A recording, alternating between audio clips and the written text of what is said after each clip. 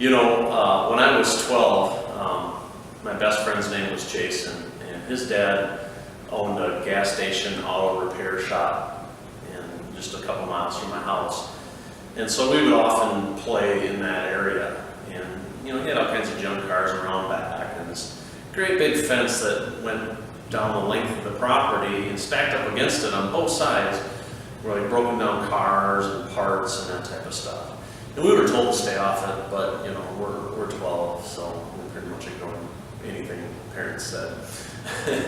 But behind that fence and out in the field were these big spindles that the phone company had set there when they were burying the fiber optic cables.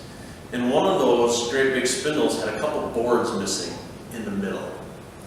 And so we're around back there and we saw that, and I thought that'd be kind of cool. It's kind of like a little hideout we can go in. So I climbed in, and I turned around, I sat down, and Jason started climbing in, and he had his foot in. And right as he gets his foot in, he's starting to come in, I looked up.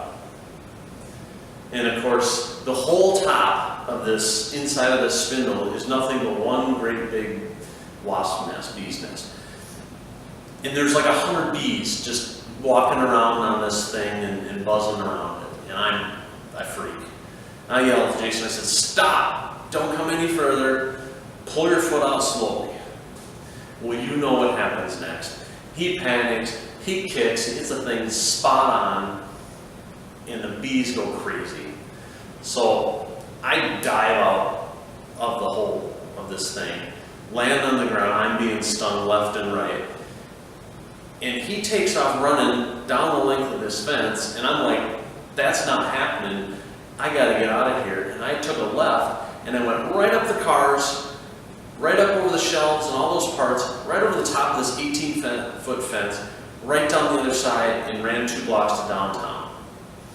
And I got stung like 15, 20 times and had a horrible couple days in that, but I survived.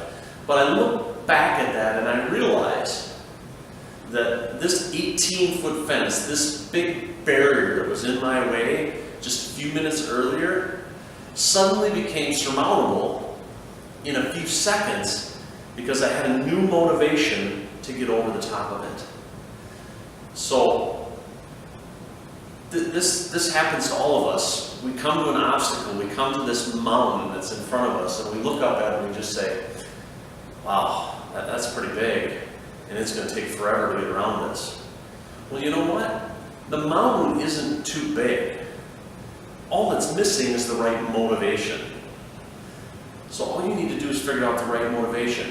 What is that thing that's like 100 bees that are going to chase you and push you over the top? Whatever it is, go out and try to find it. And if you're facing something today, ask people, ask me. I might be able to help. I might have gone through something similar and I might be able to help. Thanks.